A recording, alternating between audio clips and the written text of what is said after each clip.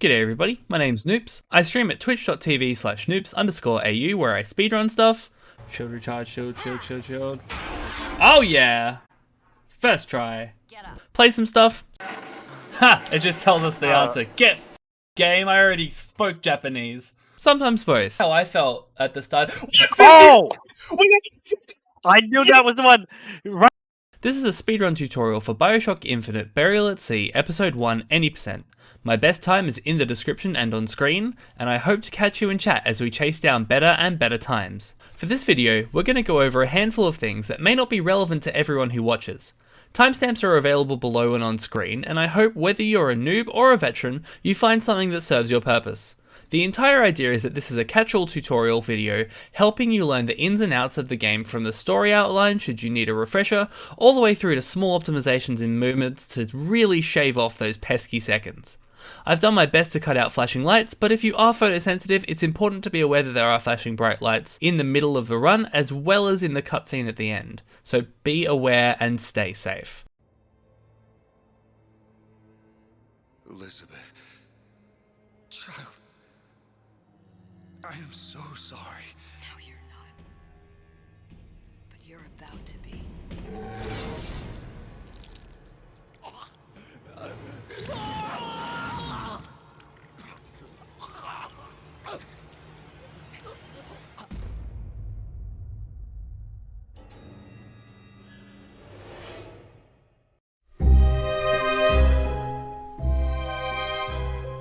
So when it comes to Burial at Sea, there are 4 big skips that we actually use in the run, and so it's very important to practice them and get them as close to perfect as you can, because that's where your big time saves come from. Everything else comes from little bits of optimization. So here's a separate section that I've recorded in order to show off each trick in turn while I'm actually doing them.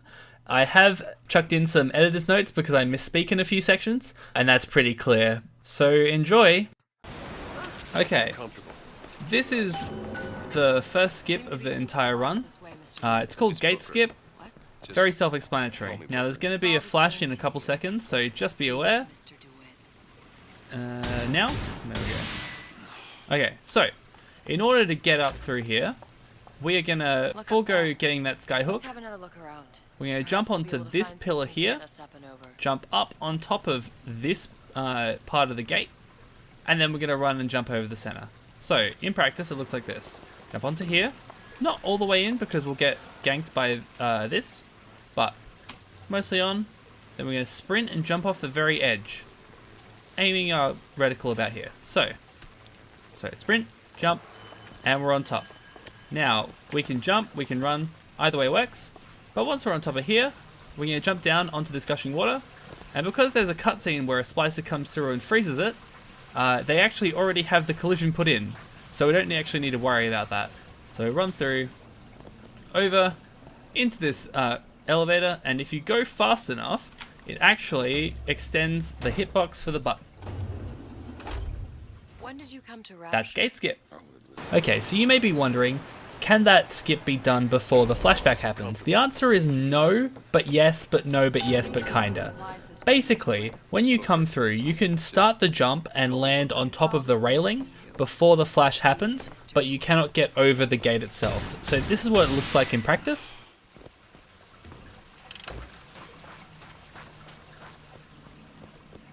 And on to the next skip. Alright, and now we're going to do the Death Warp. Death Warp is horrendously inconsistent. You'll notice that when we start the game, we actually start on hard difficulty, like this. And that's for this specific trick. We're going to change it down to easy afterwards. So, we're going to run up and we're going to shoot the female splicer. We're going to get the ammo out of her gun, and then the 2 male splicers are going to hit us until we're down to 1 HP. We're then going to run over to a door, jump right before we get hit by the male splicers and die, and it should knock us through the door. So long as we see the back of the door, that means we know we got the skip right, and we will continue on with the game. So, in practice, it looks like this.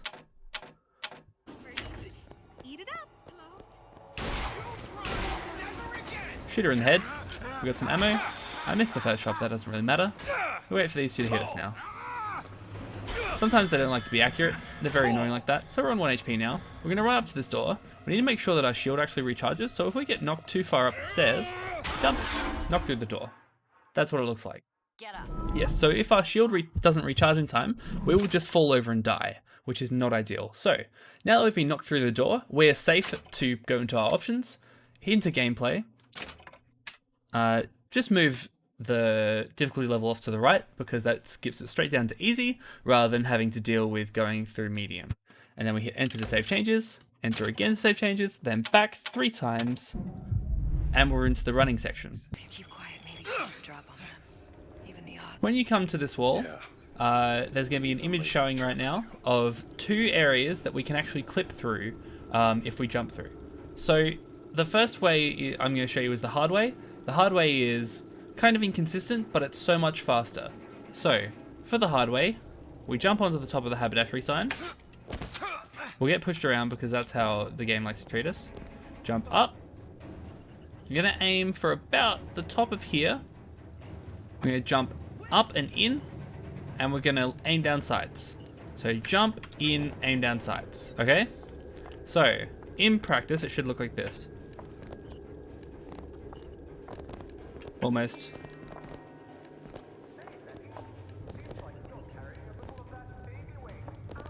There it is. Okay. So we're now out of bounds and we'll run off this way, jump down, and they'll put us on a merry way. Okay, so this other method is called the head hop. This was found by my buddy Waffles, and to do it, we simply line up our dismount on top of the haberdashery. We're going to jump onto the left-hand pillar and jump on top of the statue. Then we simply jump through the wall and we're out of bounds. Then we run off, jump over the edge,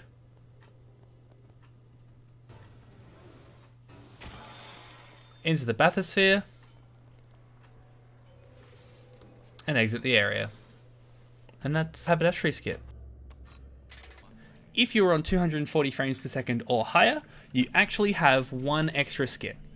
So, to come back upstairs, run through these doors.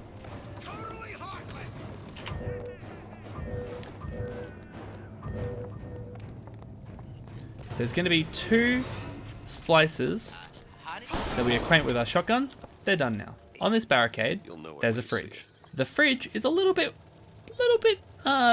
not great as a model. And at 240 frames per second or higher, you start clipping into stuff because Bioshock Infinite is a well-coded game. So, in order to do this trick, jump on top of this stove, onto this bookshelf, on top of this bit of concrete, and on top of this other fridge. Could be a freezer, don't know. We're going to crouch, and we're going to walk into the fridge. Now, we haven't gotten it correctly because we're standing on top of this concrete. That's a really common problem, and sometimes you just have to reload the checkpoint and go again. But we're going to try and get over it. So, going to uncrouch, and we're going to try and line up again and jump up. I'm glad that happened actually, because sometimes it'll happen in a run, and you won't know what went wrong. Okay, we should be on it now. I reckon we are. So, we're going to crouch, walk. You see how we're sort of stuttering into the fridge itself? Once we're about here, it's safe to jump. Now, I have my jump bound to my scroll wheel to make this super easy. But if I spam jump right now, I should launch myself on top of this invisible wall. So you see how everything's nice and high? Now, this invisible wall actually continues under the toy sign, except for around about here, where we crouch, walk under, and we've skipped ourselves to the final section of the game. Now we simply, All right, let me go check now we the run exhaust over fan. to these steps, and that's that.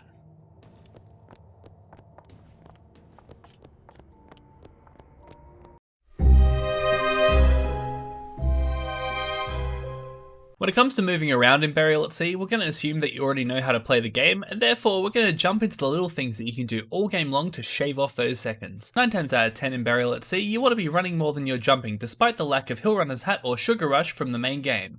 For the most part, running in a straight line and jumping where you would run into something that would slow you down is optimal. The one exception is going upstairs, which slows you down, and so a quick jump is advisable. Remember to duck under doors that lift slowly in order to save time. Besides that general bit of advice, there's a handful of sections where specific movement is advised for faster times. The first thing we do in any run is the stairs jump. As you come out the door, you're greeted with a nice little waist-high fence that you can't jump over because video games, but this doesn't extend the whole way. Simply aim for the outside edge of the furthest left light and you'll drop down and be on your way. As you come up in the first lift, you'll be accosted by a waiter who asks if you want a light. You can time it so that you run out at full speed. This is after he disappears and then reappears.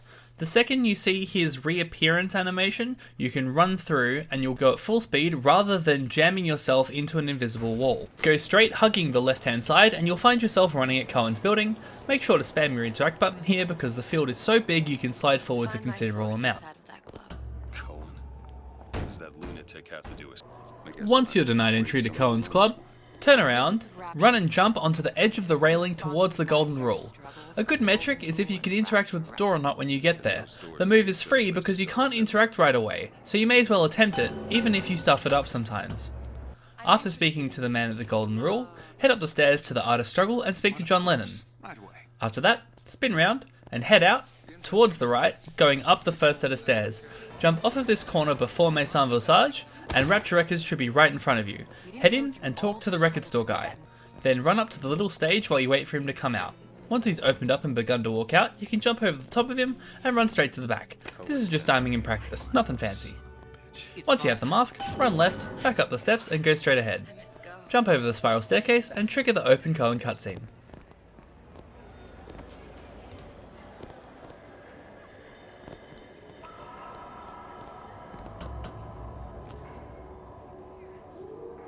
Once you're inside Cohen's, begin jumping backwards, hugging the leftmost line. Doing this successfully will skip being stopped by the light-up rabbit and allow you to carry on to say hi to Cohen. Is a bit more diverse. I've seen this type. Gets an idea in his head. Don't matter who gets it. Make sure to have your cursor pointed at the skyhooks as you run at them so you can immediately latch on and keep going. It takes some practice, but if you hit them consistently, it is so fast. Coming through this door, what we're going to do is line up our fireball into this group of splices that are going to be about here. All yours. Right through here, throw it, they blow up, then there's an old man winter guy, acquaint them with our shotgun, and they're done. So, close this vent. Now, we need to make sure to pick up old man winter here. So I'm going to go through a bit slowly, so you can see. There's nothing on anyone, far out. So, this is what old man winter looks like. Pick it up, because we need it for the final fight. Swap this back to Devil's Kiss. Okay, now it's time for Dinah. Dinah has one particular jump that is finicky. So, melee this woman, jump over the edge, and run over the top of those tables, and jump and close the vent. That skips fighting all these splices down here. In fact, they don't even know I'm here yet. Now they found me. Hitting that will be so much quicker than anything else. Make sure you loot these bodies. Try not to get bonked by these splices. They are a pain. So loot those dead bodies because they will have ammo on them. Jump down into the security door. Okay. Cycle the airlock. We want to charge another fireball now going through here because we want to aim our fireball at those two. Run through and close this vent. Okay, next one. Now coming through the bookstore, jump through, jump up to the skyhook, dismount over here, and we're going to crouch walk around the corner. So crouch, crouch, crouch, crouch, crouch, and start spamming close vent. If you do it correctly like that, you'll close the vent without having to fight anyone in the bookstore. Run out, try not to get killed, jump over the edge, and through here. Now, you'll notice that we've been looting everybody we come across just about. That's because we need a bunch of money to buy our ammo. So, scroll down here, spam Tommy gun, spam shotgun. Okay. Now we have all the guns that we need for the run.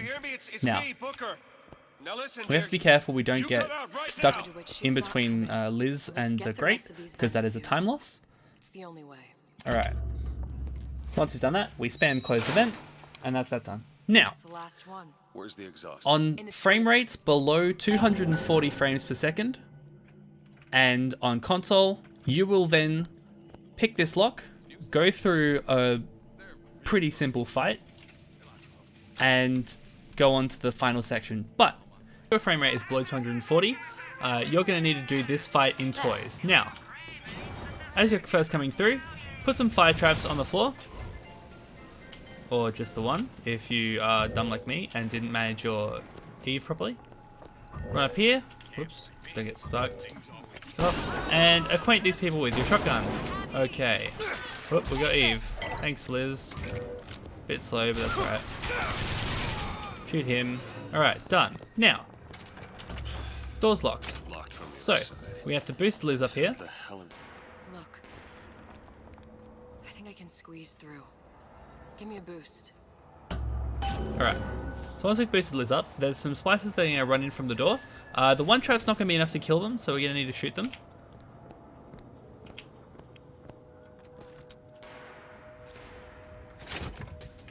Hello. Taking so long. I can't get the. Come on. Just give me a second. Do it. Alright, so ultimately the two traps would be enough to kill them. And we use our machine gun there because it has extra ammo in the locker. We don't actually need to pick any of that up.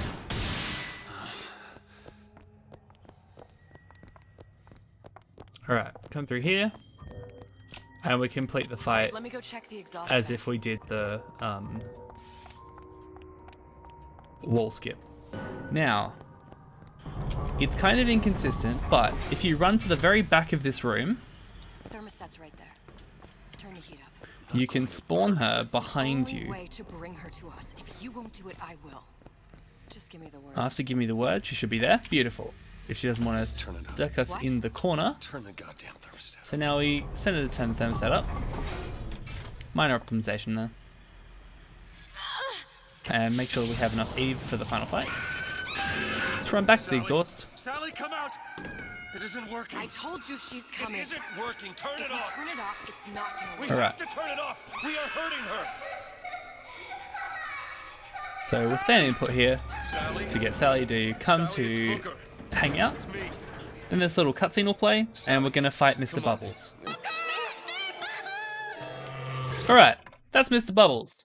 So, in a Mr. Bubbles fight, we're gonna do a handful of things. We're going to first spawn the Patriot that is standing downstairs in a tear. We're going to freeze the Big Daddy with Old Man Winter. And we're going to basically drop our clip into it as fast as possible. So spawn the Patriot first of all, spam Old Man Winter, spam your bullets. That's basically it. So here is what a Mr. Bubbles fight looks like.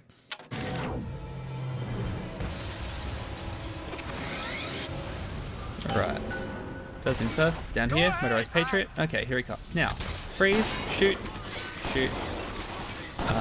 Once it comes out, that's okay. Freeze, empty your clip. Alright, let reload. Freeze. Catch the Eve from Liz. Even if you miss a little bit of damage, it's better to have the Eve to freeze them again than it is 2, 3, and 4. Now, if you get ammo, that's great. Sometimes you won't though, and you'll need to open your weapon wheel and switch to your pistol, which I credit Benny Dictator rather, with telling me, because I'm an idiot. When it comes to splits in speedrunning, every single person is going to be a little bit different, but I've given you a couple of different styles of splits so that you can take from them and build your own set of splits. This run has an auto splitter, which means if you're on PC, you can enable it in live split. Otherwise, you need to start your timer after the DeWitt Investigations loading screen disappears. Personally, I prefer having sections for my splits rather than individual actions. So for me, my splits look like this. The first elevator button, the loading screen after Cohen's cutscene, the lever in the bathysphere after the carnival skips, the final vent close, and finally, splitting on the interaction with Sally post the Mr. Bubbles fight, which serves as time for the run. If you want your splits to be individual actions, however, your splits will look like this. The first lift button, entering Cohen's after finding the mask, the loading screen after Cohen's cutscene, the second lift button after the gate skip, the lever in the bathysphere after the carnival of skips. After each one of the vents is closed, do it on the clunk for the real satisfaction. When you complete Toys Jump, and finally split on the interaction with Sally post the Mr. Bubbles fight, and that serves as time for the run. If you really want to be pedantic, you can have a split on the cigarette right at the start like my buddy Waff does, but that's a bit too intense for my tastes. Now that you've got all the tools you need, what's your next move? Well, I'd say go play the game. If you need to double check something about the run, it may be a good idea to watch a full run, as this video has been abridged and cut out most of the cutscenes. I've linked my personal best in the video as well as the description, and the leaderboard has plenty of videos accompanying the runs on there. That link is also in the description. Some massive thanks are in order for everyone who helped me with this video. While everything was scripted, recorded and edited by myself, I did consult some people on various things as I went in order to make sure I was on the right path, as well as just be taught by various people on how to do things. So, without further ado, a massive thank you to Waffles, my buddy, co-op partner, and king of glitchless speedruns. Toasted Mildly, current console world record holder for practically every category of both the base game and episode 1 of Bioshock Infinite. Benedictator, a mainstay of all things Bioshock. They've spent time in my stream and helped me learn some of the things that I've imparted on you today. They're genuinely one of the nicest people on the platform and in the speedrunning community as a whole. Kyle Howell, who created the original videos I'm sure countless people have learned the run through, and who still has a top 5 console run 3 years after making those resources. Yodabort, whose current world record run I studied to make sure I wasn't talking rubbish and who was responsible for the Toys Jump. Prototype Alpha, who answered my noob questions in the Discord when I was new. And finally to you, the viewer. Whether you want to learn the run, you already know the run and wanted to find a gotcha, or if you were scoping out some speedrunning content and spent a bit of time watching this dumb Aussie teachy stuff, best of luck and thank you so much for watching. If you have questions, triumph stories, epic fails, or anything else you wish to share, comment below and subscribe so you don't miss what I put out next. Peace! Will the circle be unbroken?